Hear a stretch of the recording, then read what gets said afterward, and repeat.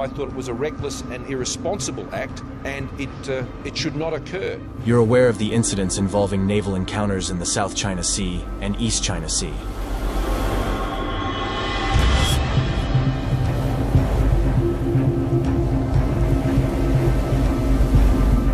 The escalating frequency of risky confrontations with the U.S. Navy and in the global commons, coupled with repeated threats to invade Taiwan, is deeply concerning. From militarized artificial islands to fighter jets and warplanes, China's heavy presence in the disputed region is putting the U.S. and its allies on notice. There's also a pattern of hostile rhetoric and disinformation campaigns targeted at the United States and others. The current behavior of China, lashing out at various parties, raises serious concerns. And it's been shadowing this U.S. Navy plane now for about 15 minutes. With multiple unchecked attacks and a massive $245 billion program, there's a question looming. Does this indicate the possibility of war? Let's find out in today's episode. Forging this new partnership, we're showing again how democracies can deliver our own security and prosperity, and not just for us, but for the entire world. The preparedness of this Chinese aircraft carrier armed with lasers poses a significant challenge to both the US and NATO. China aims to become the top global power, but the United States and NATO are the main obstacles. China has been getting more aggressive towards the US, NATO members, and even friends like Australia.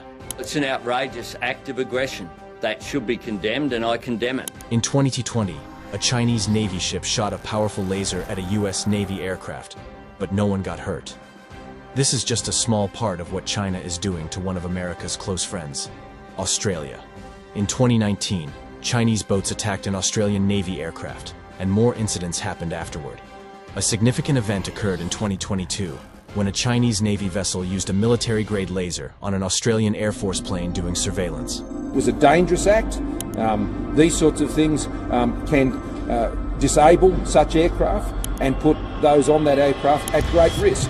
What makes this important is that it didn't happen near China, but in the Arafura Sea, part of Australia's special economic zone. This marks China's boldest effort to intimidate Australia militarily.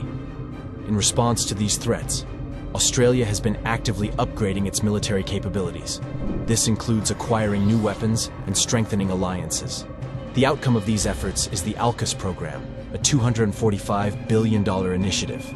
Through this program, Australia, along with the US and UK, will obtain 8 advanced nuclear-powered submarines armed with cutting-edge weaponry.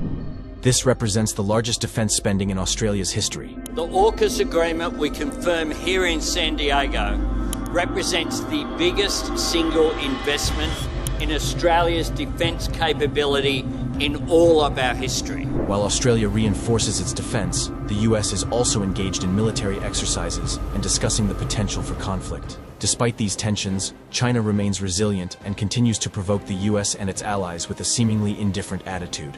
China recognizes the possible consequences of facing united and powerful adversaries and is actively enhancing its military capabilities, as highlighted in a recent think tank report. The report indicates that China has the resources to deploy up to 5 aircraft carriers by 2030, suggesting a readiness to build advanced, possibly laser-equipped Chinese aircraft carriers. Since the 1970s, China's People's Liberation Army Navy has focused on improving its capability to extend power beyond its mainland borders. Presently, China possesses the world's second most formidable navy, trailing only behind the US, and holds the second highest count of active aircraft carriers.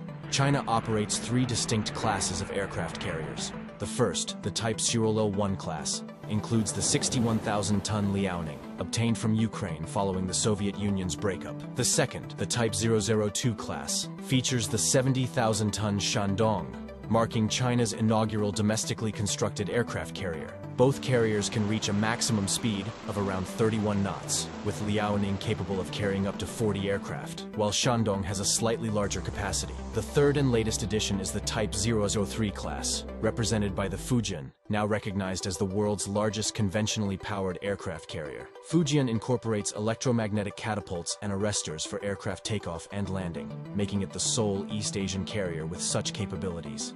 Nevertheless, It possesses 3 launch systems in contrast to the 4 found on a U.S. supercarrier. Weighing in at 80,000 tons, Fujian also holds the distinction of being the largest aircraft carrier globally outside of the United States. Apart from this, China's primary attention is on developing a novel carrier design that can directly rival American supercarriers in every aspect, from overall capability to missile capabilities. This represents the emerging concept for China's latest aircraft carrier. From one of China's oldest shipyards, the Jiangnan shipyard, there are 2 drawings that seem to show a possible new design for an aircraft carrier. While it's likely a sneak peek into China's future Type 004 aircraft carrier, these drawings look somewhat similar to the big carriers from the US and France. One important thing they have in common is the way planes take off. It's called the catapult-assisted takeoff but arrest recovery configuration, or the kettle bar configuration. This setup lets carriers launch slower and heavier planes than before because the launching part, called EMALS, has 29% more energy than the older version. With the kettle bar configuration, planes can carry more fuel, allowing them to fly farther than if they were launched with the stow bar configuration, also known as the short takeoff but arrested recovery configuration. Both the Liaoning and Shandong carriers use the stow bar configuration, which means they have a ramp for planes to take off from at high speeds, so they can fly instead of ending up in the water. The Fujian and the rumored Type 004 carriers are designed with the kettle bar configuration. However, the Type 004 could be even better than the Fujian, and more like Western supercarriers, because it might have a nuclear propulsion system. Some people think the new Chinese carrier could be nuclear powered, which would mean it can go a really long distance without running out of power.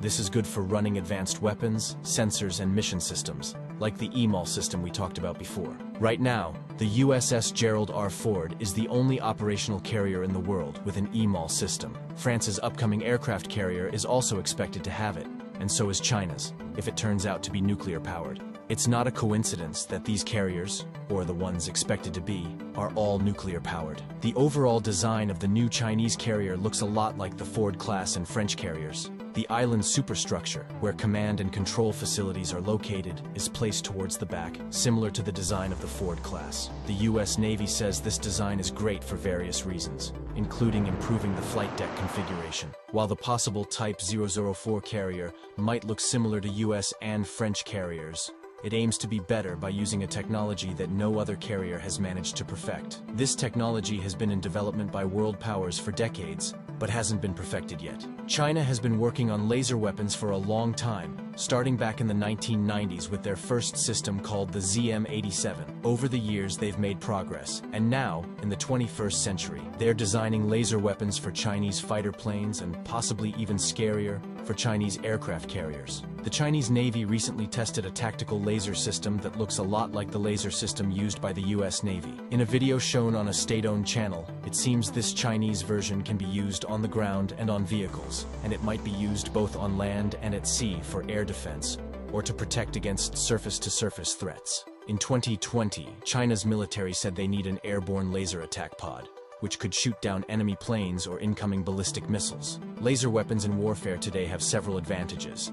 First, they hit targets very precisely and quickly, because they travel at the speed of light. Second, they are cheaper per shot than regular ammunition, making warfare less costly. Third, lasers don't run out of ammo, so there's no need to keep resupplying. Moreover, laser weapons offer versatility as they can be adapted for use on diverse platforms such as vehicles, aircraft, and ships, providing flexibility in a range of scenarios. The creation of a Chinese laser weapon that resembles American technology is happening at a time when there are reports of Chinese hackers targeting US Navy technology. There is evidence of ongoing and widespread cyber attacks directed at the American naval research and development ecosystem. In light of these activities, it appears that the competition between the US and China is already in progress. Both nations are actively working on weapon systems and aircraft carriers that could play a crucial role in determining the outcome of a significant global conflict. China, in particular, seems to be taking the lead and making significant efforts, possibly striving to develop a unique aircraft carrier equipped with advanced laser technology. We hope you like this video. Don't forget to subscribe to the channel. We'll see you in the next video.